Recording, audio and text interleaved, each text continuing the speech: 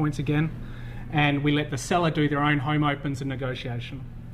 At $10,500, our modern agent package, that's around your typical more full service style selling. We use our Keyhive hosts to handle the home opens, and obviously our platform to handle that full service listing. At the moment, that package is doing us at a 55% gross margin, and we haven't even fully integrated all our automations that we want to do. So the problem with scaling a real estate agent is there's a massive amount of work, of administrative work to build a listing and deal with all the inquiries, and also a lot of time to be at all the home opens across the weekend. That limits the amount of listings you can handle. So to scale, we're building our host network.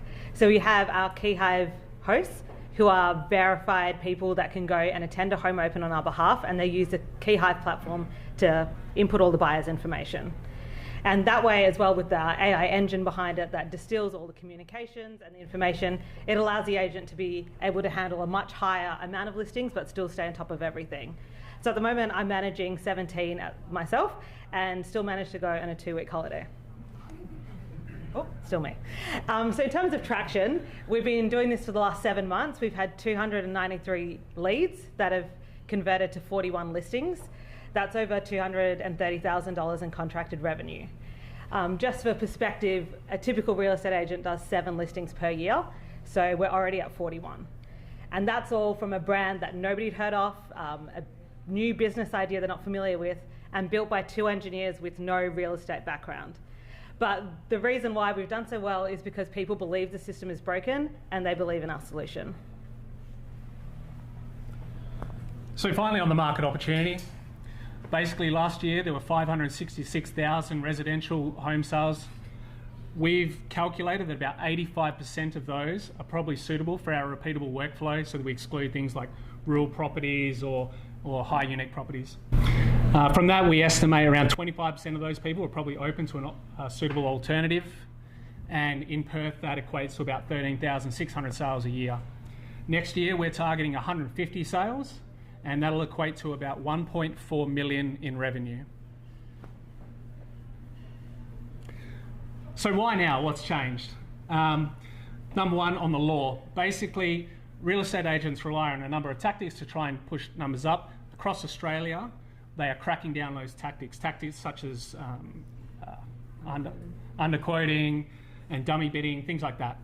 Additionally, you know, one of the good things coming out of COVID was remote signings now legally allowed in Australia. So we can do all our contracts remotely. The tech, so AI can ingest a large amount of information, especially communications, things like that. So we can use all that information to quickly work through those backlogs of comms that basically go to the real estate agent. And finally, the attitude. Basically, the generation that grew up selling their cars online are now starting to look to sell their first homes. So people are much more comfortable with these platforms than they were 10 years ago. So yes, this has been tried before. You may have heard of Purple Bricks. They were the first major real estate fixed fee that came into Australia. Unfortunately, they failed, but it was quite successful in the UK. We're learning from their mistakes. Like, firstly, they did it on a fixed fee up front, and that was different, like a friction point to people who are most used to paying at settlement, which is what we do. Also, back then, the amount of workload they had was the same as a normal agent. They didn't have that AI engine behind them and the technology that we have now. So it really comes back to what Aaron said about why now. The timing is right now, and we believe Keyhive can succeed. In terms of competition, on one end you have your for sale by owner platforms. They're pretty cheap, about $1,000. They list you on all the platforms in a very suppressed listing on page 20, unfortunately. But you don't have any license support. We've actually had a couple of customers that were using that have come across to our service. And on the other end, you have your traditional agents selling you confidence for a percentage off your home, like $30,000. Keyhive sits in the middle. We offer both confidence and control. It's hard for the agents to wind back their fees to match us because of the way they need to pay their people. It's also hard for the sale by owners to add in that license support. There's some other competitors emerging in the startup space around the country, but we are further ahead and we intend to keep it that way. So why us? Basically, Laura and I, we have 25 years of engineering experience behind us. We have used that experience to analysing data every day and solving problems. I'm an electrical engineer by background. I led a team of 10 engineers looking after power stations and transmission networks. I then went and got my MBA, which really inspired this journey. Lauren, she's a chemical engineer. She does modelling for a major alumina refinery in WA. Some of you may know it. She went and got her licence in Queensland and Western Australia and has run every one of our listings to date. 5 years ago, Lauren and I went to sell our own home and decided to do it ourselves. We saw how easy it was. We could not believe that people pay $30,000 for that thing. And so when we realised this, we're like, why are people doing this? And that became our purpose. So our purpose is we want to make that traditional real estate agent optional. So finally, our ask, we're looking for $400,000. We're ESIC eligible, at least we think we are. We're looking at 10% equity. So that $400,000, we want to spend around $190,000 of that on marketing, primarily to get a fractional CMO and to spend the advertising. We want to refine our marketing message to really hit our customers a little better and get the advertising behind them to bring in more customers. We want to look to move to a Queensland expansion. We're already licensed there and we want to build out our national network. So doing a state first gets us moving. And finally, a fractional CTO to help us make sure that our platform is solid, entirely safe and perfect for the world to use. Someone is going to win this race. We believe it'll be Keyhive, and we'd love Southwest Angels to help us get there. Thank you.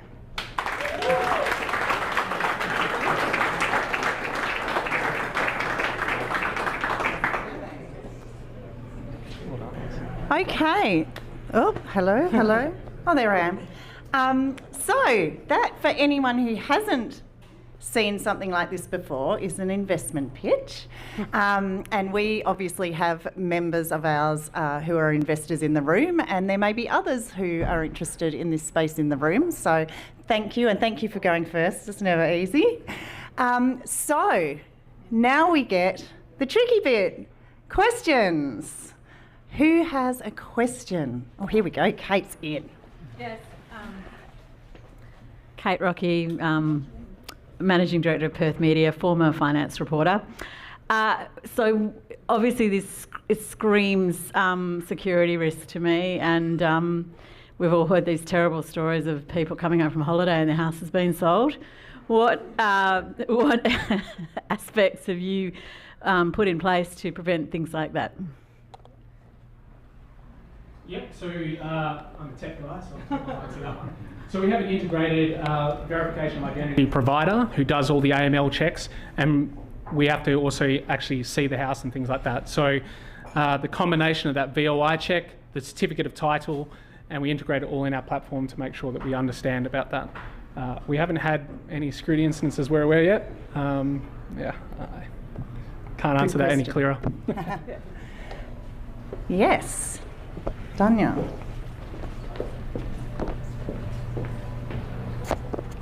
You did awesome. I was first last year, so that was, I know how you're feeling. In terms of the data that you're ingesting for the pricing and for the estimations, how are you preventing the AI from hallucinating and providing an overprice or an underprice the same way that the agents are? Yeah.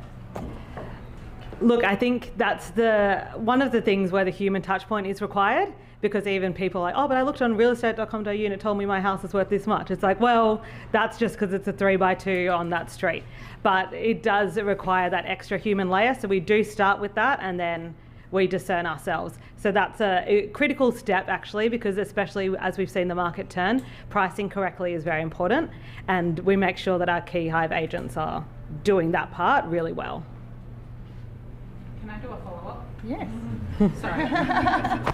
Are you aware of the Landgate services you can plug into to actually get the pricing data for a fee? Yes, I am aware.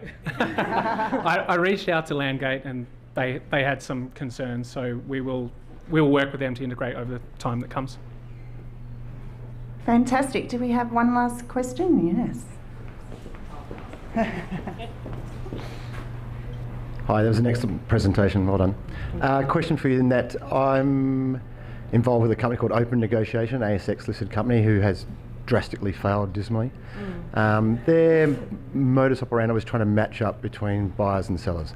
How are you going to drive buyers to your platform?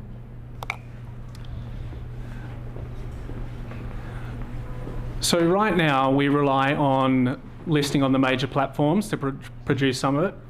We've actually found that Facebook advertising individual houses drives more views to our website than the actual realestate.com listing, whether they're specific or not. That's not enough. What we are trying to do is provide more awareness and reach. So basically, we like the idea of the Keyhive hosts get the message being spread more in more diverse areas. So we envision it much like Uber, right? So you have a driver in all the different areas, and they're telling all their friends that, hey, you can come with me. So we've envisioned that at like the local schools, like the mum coming to do the home open, she's telling all her school friends. So we get more visibility and drive more traction to our platform through that sort of method. There's definitely more work to be done, but we've got an idea. Great. Thank you very much. Well done.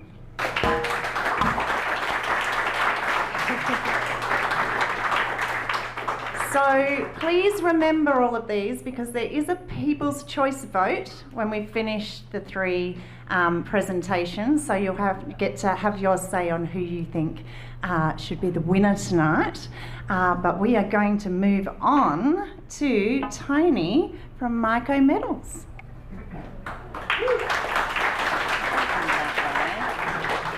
So you don't trip over the cord, and just that one. Hi everyone. Yeah, how good was that pitch? I think I'll probably sell my own home with those guys. It sounds great. So yeah, hi, I'm Tony Firth. I'm CEO and founder of Myco Metals, and we recover critical minerals from mine waste using a process with mushrooms. So that's an image from mushrooms we have grown in the past as part of their technology. Usually grabs a bit of attention, so I thought I'd put that at the forefront. So it's a mineral processing technology. I don't know how many people in the room are familiar with mining, or obviously in WA everyone is. Is anyone involved in mining or the mining sector? Oh. No one? Unusual. Okay. Unusual. Anyone know critical minerals? Familiar with that term? Yep. More. Anyone know mushrooms? Anyone been to bailing up lately? Yeah. Okay. Great.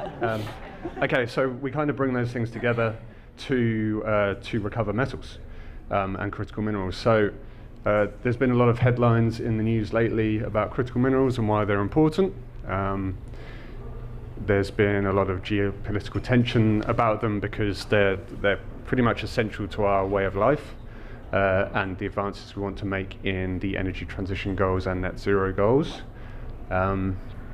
Here's a few examples. So it represents 31 essential metals that range from electrification and defense and aerospace to technology. So they're essential, they're across the board, and we need more of them than ever before.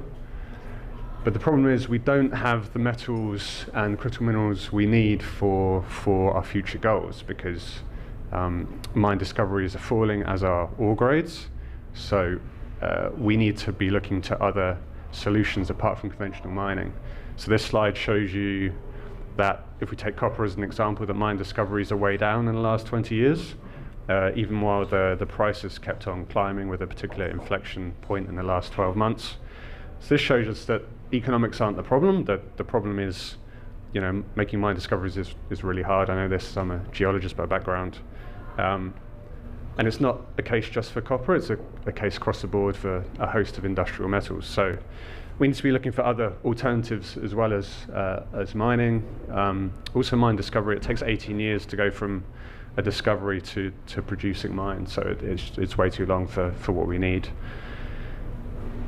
So Myco Metals is looking into mine waste. So mine waste is not a liability, it's an unrealized resource. So this image is taken from the website Visual Capitalist, if you're familiar with it.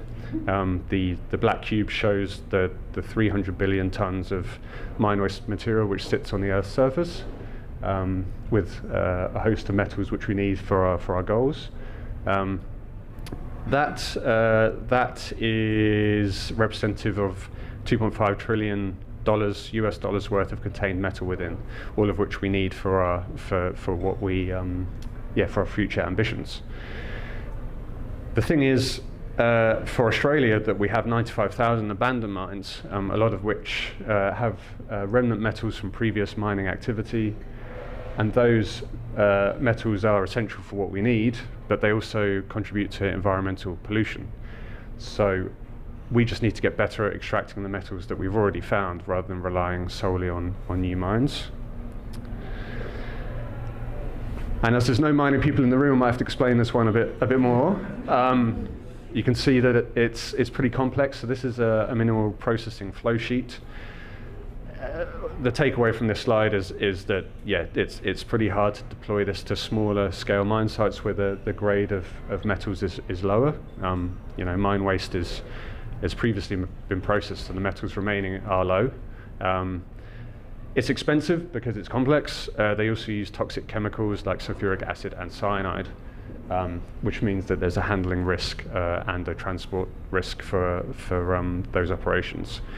And a conventional site looks like this. You can't deploy this to small sites around the country to get the metals that we need.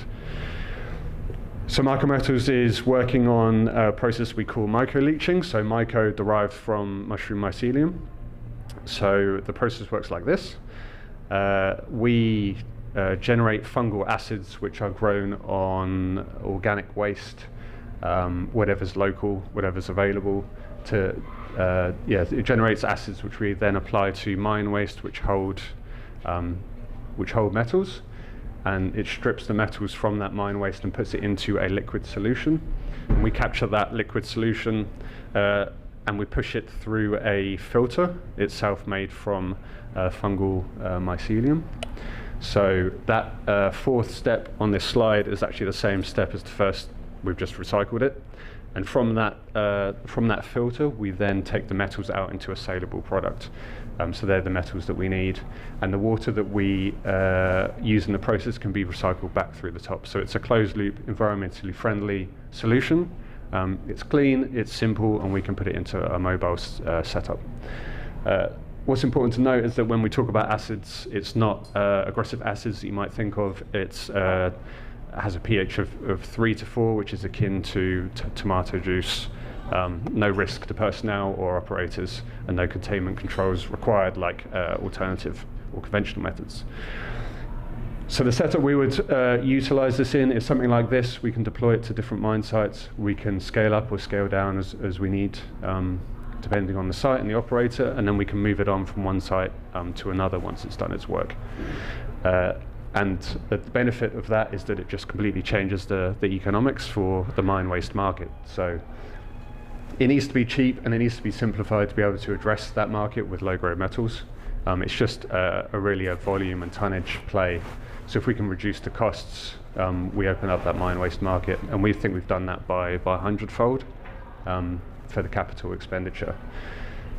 So yeah, for the market for Australia for mine waste is $300 billion. That's how we value it. And if we conservatively estimate that 25% of this is amenable to our tech, that's a value of $75 billion, and that's without looking outside Australia. So we did proof of concept work at the start of the year. Here's a table to kind of reflect our first pass results. So the main takeaways here are that we recovered low-grade minerals, which is important for the WA critical mineral strategy. Also, environmental pollutants were reduced, so that costs the taxpayer $650 million per year just to fix legacy mine pollution from existing mines.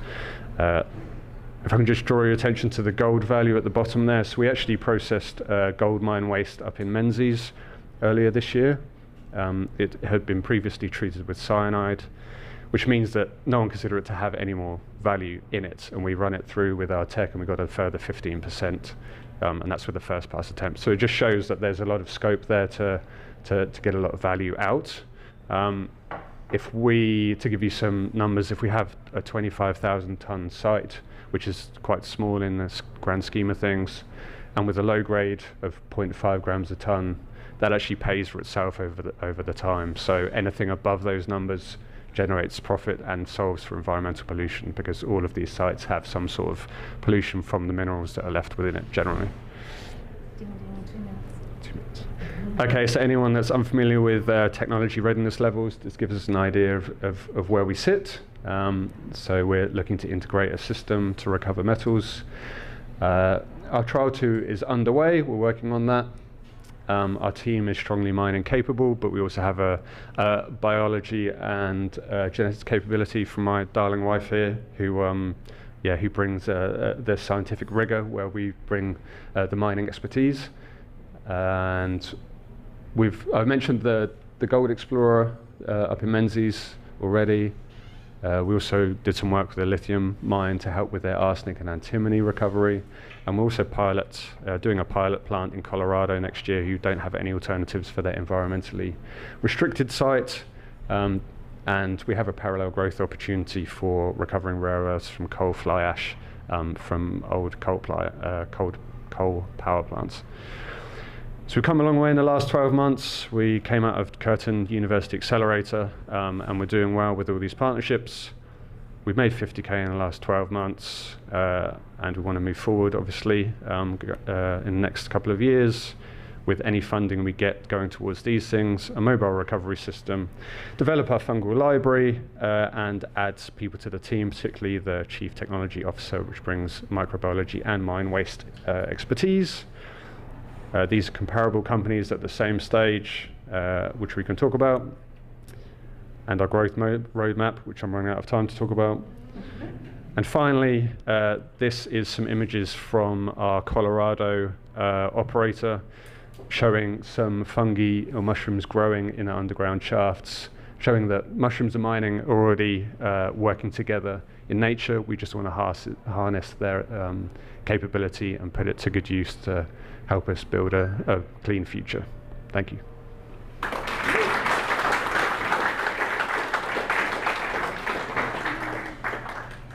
Brilliant.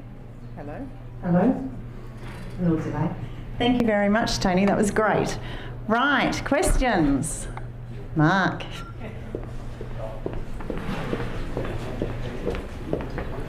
Thanks, Tony. Great presentation. Well done, mate. I have 2 questions. One of the issues with reprocessing tailings is the cost of rehandling the material, and the second one is the energy requirements for it. Can you just comment on those? Yep, so we have a partnership with a group that do earthworks management and movement. So we already have that established link to get it from point A to point B if we need to do so. And that's kind of the practical way to do it, to recover it in the way that we need. We could work directly with mine waste on a site, but it's easier if we move it to where we want to. That's the first one. What was the second one, sorry? Energy requirements for the bioreactor. Yeah, so something I've neglected to mention is that our tech works at ambient temperature without real processing power, because fungi works in a natural way. So the way that it generates acids is, it's just basically what it does to recover nutrients to grow. So we don't need to have high power to get the operations to work, and that's why we can containerize it. We don't really need much power. We will need something, but we can probably make that work with solar and have it automated and running in a parallel system to existing mine operations. Other questions? Yes, Tim. I'm just interested in the time frame it takes for it to extract the metals. Yeah, so the fungi, it depends how much you put in it at the start. If you put more mycelium at the first step, your process will be a lot quicker. It's obviously cheaper if you use a minimal amount at the start. We're working on about 30 days with a minimal amount. If you increase the amount you put at the start, you could cut that down to 10 days to 2 weeks. So it's actually quite a quick process.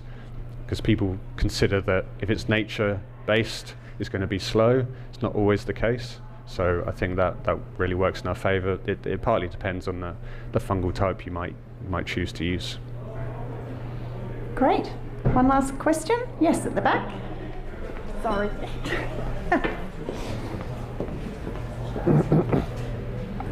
Hi, this seems like a really great idea. I'm just wondering why now? Has this been done before, and if not, why not? If not, why not? Yeah, so the tech has been in research previously and hasn't seemed to made it out of the lab.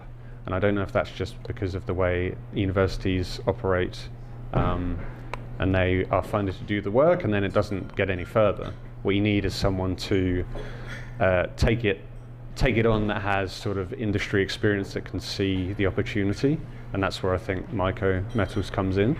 I can't really see a reason that it hasn't been taken out into the wild, and maybe we'll learn that process as we go.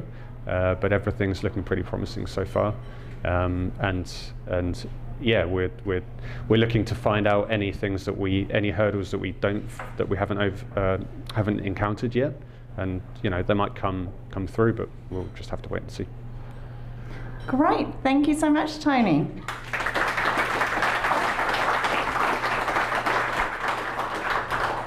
And in the lucky last spot is Kevin from Co-Architecture.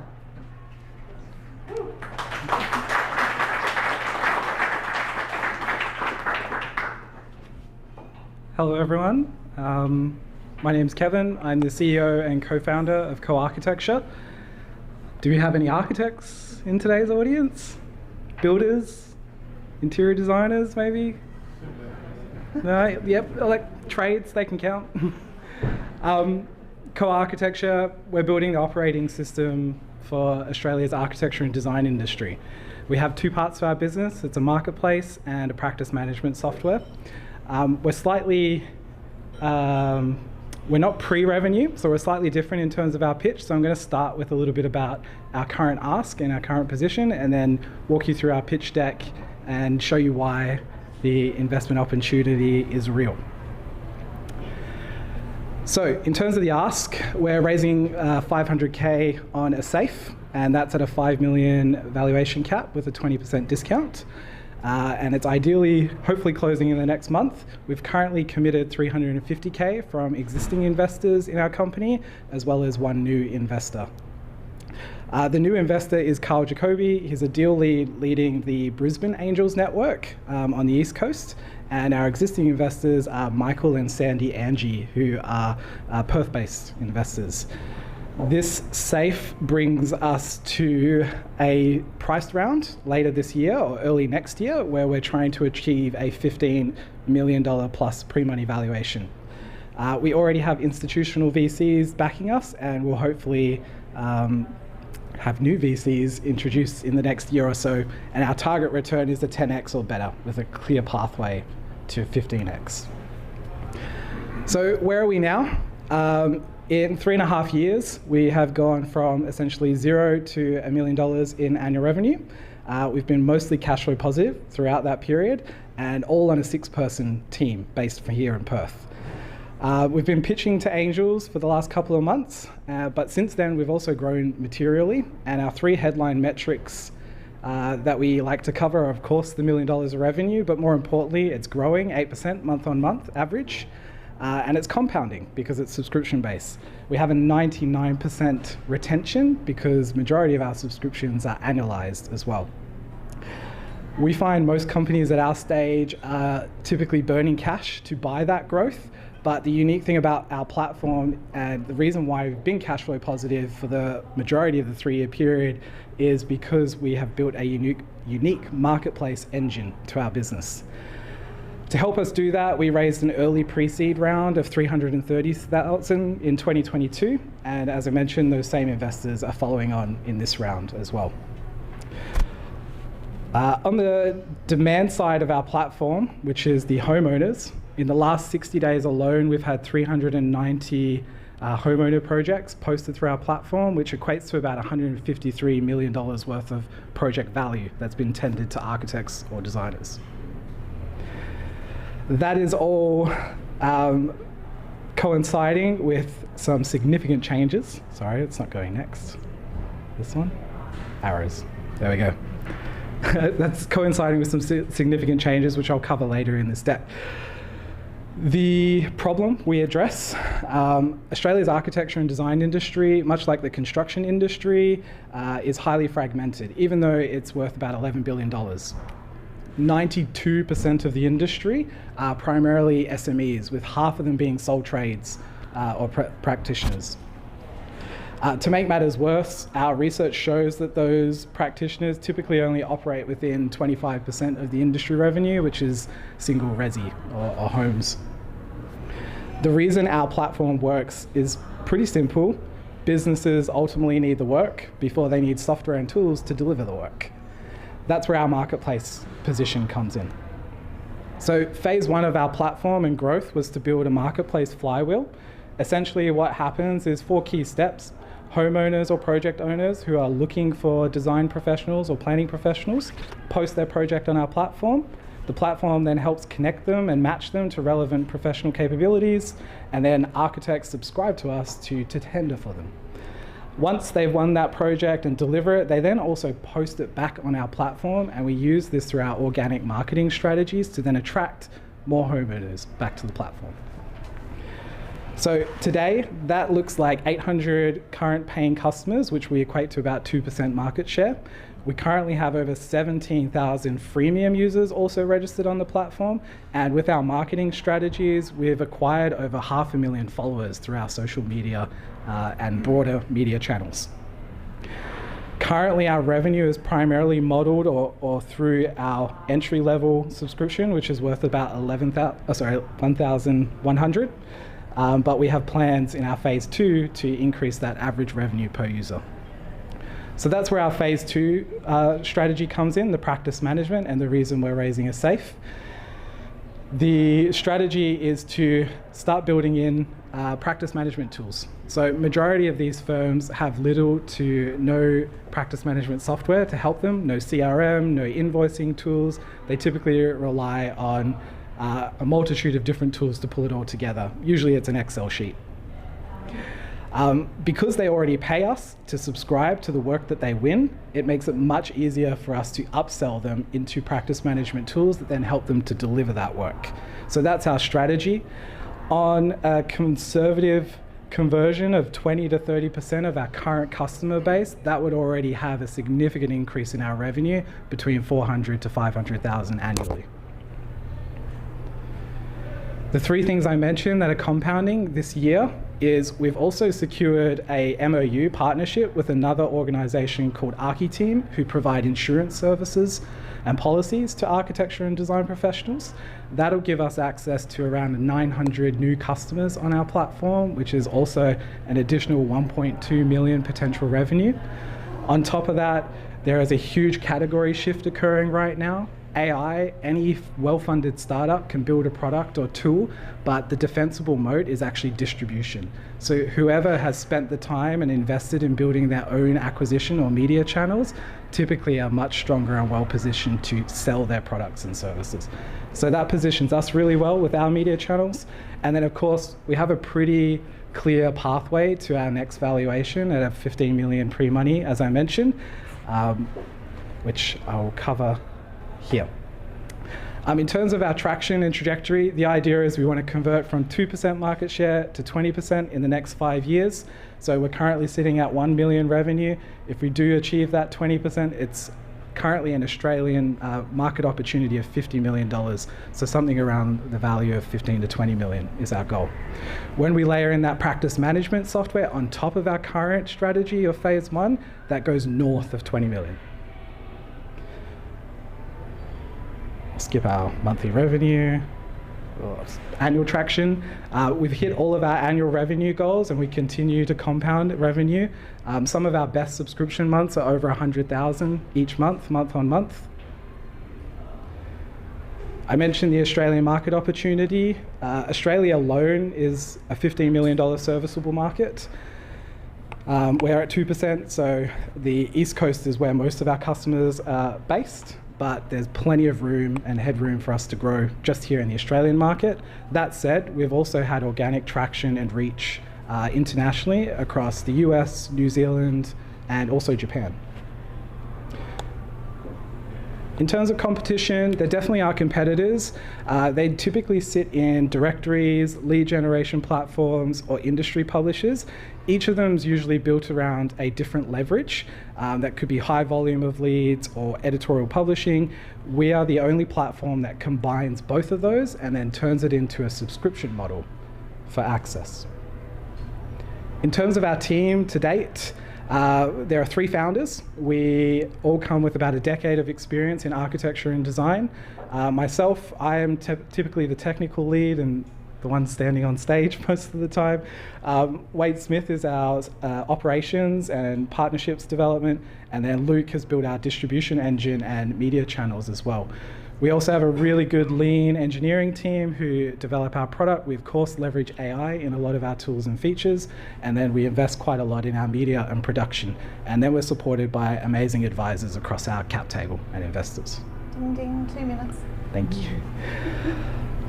It's worth talking about our exit strategy as well. We have multiple pathways to liquidity. So we are ultimately building this to be acquired at some stage, and we have more than one credible buyer. Our first is obviously trade sales. They're natural acquirers that typically sit across construction and design softwares.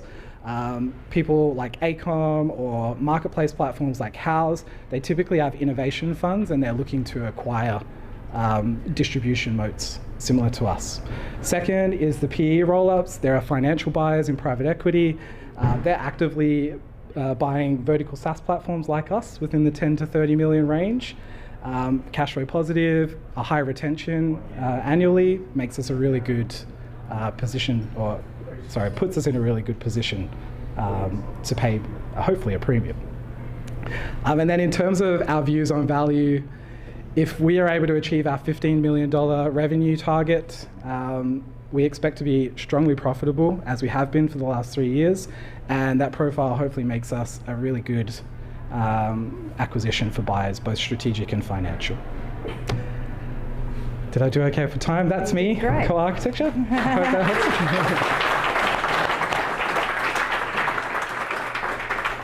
Thank you, Kevin. Any questions? Yes. Yeah, I was just wondering about the big ones like Revit and AutoCAD and all the big players in that space. I didn't see them on there. Oh, you didn't see it? We wouldn't consider them competitors, but they definitely are part of the trade sale. So their company is Autodesk. They own all those software platforms. They actually have a dedicated innovation fund, which we're looking at as well, especially if there's a US opportunity. They'd hopefully, they're not on there as a competitor, but they would hopefully fund us as an investor one day. Yeah. Thanks, Steph. That was great. What do you think your uniqueness is in the global scheme of things with what you're doing? Yeah, definitely.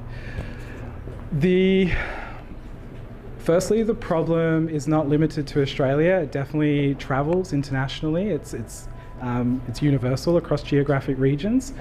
In terms of uniqueness, the distribution channels or our kind of media channels are probably what makes us most unique to international parties who might be looking at the AU market right now.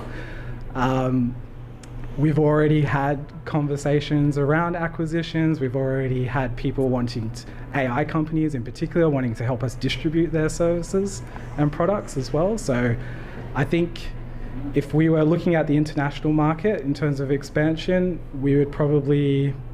it'd become really valuable for us in terms of networks and opportunities. We'd kind of create a bit of a satellite strategy to expand and use those networks to help refer us to different geographic regions. Any other questions? Yes.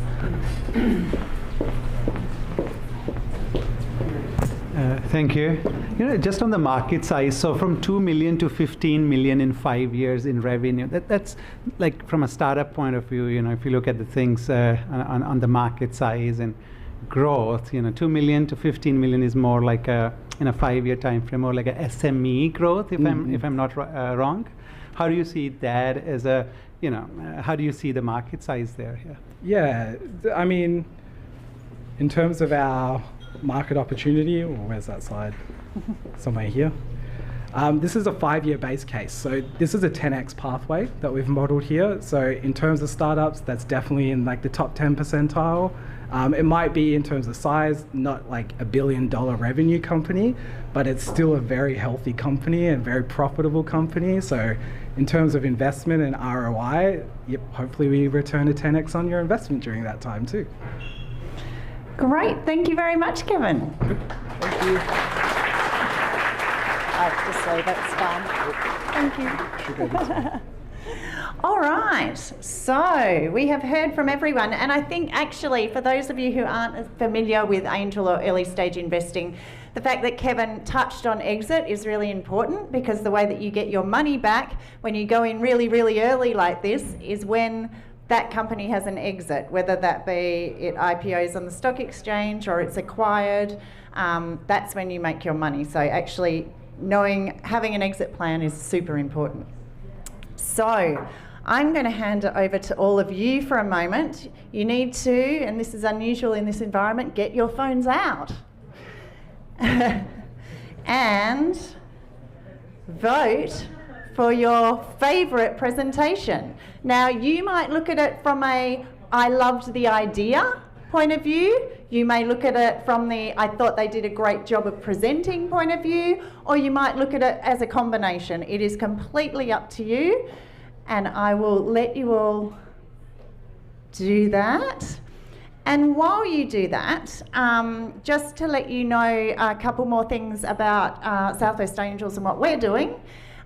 So coming up, we do have our next application round for startups, which will start in early September. So if any of you have watched this and have your own startup and have been inspired, you can apply. That round is actually for something a bit different. So you will have heard, if you were at Saltwater today, the IF conference mentioned, the Innovative Industries of the Future conference, which is being held in Bunbury in October. So we are running an innovation alley there. So we're going to ask startups to apply, and they will get a free little pod on our exhibition booth. And also they'll be able to go through the screening process to pitch at a session like this at that conference. So that's what our next round is for. And we also have memberships available. So if you have interest in angel investing and finding out more about what it is and how it works, $100 a year and you become a member, you get access to all our experienced angel investors. You can sit in on the deal screenings. You can come to our member exclusive events, and one of those is a roundtable we're holding in November, where we get our committee and our members together to talk about and answer their questions about investing and how it works, and some tips and things like that. So has everyone voted? Yes. All right. Let's see. I'm hoping this works. I haven't used this before. All right. Oh, Keyhive. Come on down. Take a bow. Well done. Now, your prize is actually digital, so I can't hand you anything, but I will shake your hands. Congratulations.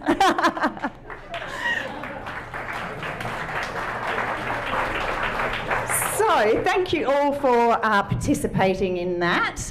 It was very close in the end. Now, as you know, as I've mentioned, we do run these fairly regularly. Would really, really appreciate it if you can get your phones back out and just scan the event feedback QR code. It literally will take you 30 seconds. There's about 3 questions. I made it really easy, so you might actually do it. We get a lot of support through grant funding, and it's really helpful for us to be able to to tell them how we did and what we did and how it worked.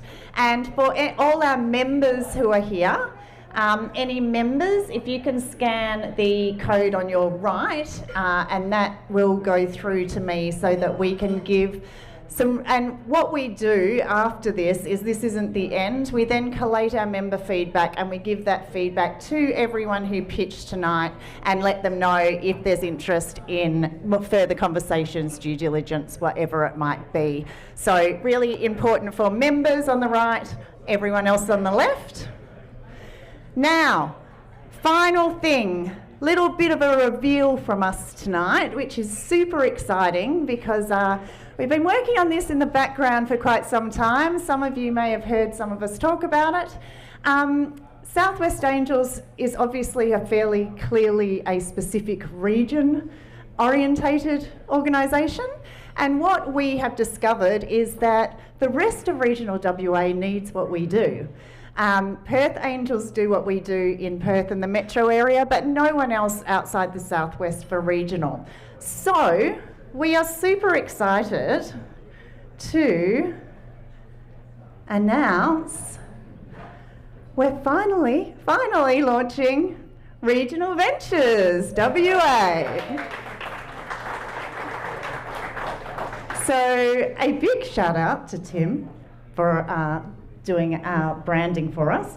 And look, what this is really an extension of exactly what we do here.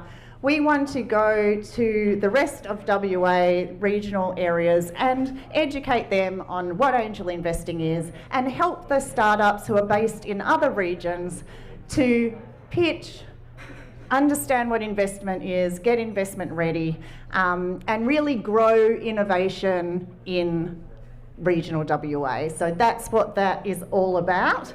And as part of that, we have Port Hedland and Broome visits coming up in the next couple of months. Amy just got back from Karratha, so we've already started this little journey. And we're really excited that you're here to hear the reveal today. And if you follow us on socials, you will see what we're doing in that space, as well as Southwest Angels isn't going away. Everything we do here in the Southwest will still sit under Southwest Angels. So lastly, thank you all so much for coming. Really appreciate it. I hope if you were at the other emergence events today, you took away a lot of interesting information and learnt a lot. I hope that if you hadn't seen pictures done before, you enjoyed it. And thank you again to our supporters, Deed and Meshpoints, and to Emergence for having us as part of the program. Please stay, have another drink, finish all the lovely food that was here, and again, as I always say at these things, my challenge to you is meet one person you haven't met before, connect with them, and you never know what might come of it. And Roadspill is down the road at the fire station from 7:30, is that right, Matt? 7, there you go, 7 o'clock. There might be some strange people picking up instruments, you never know. Thank you all.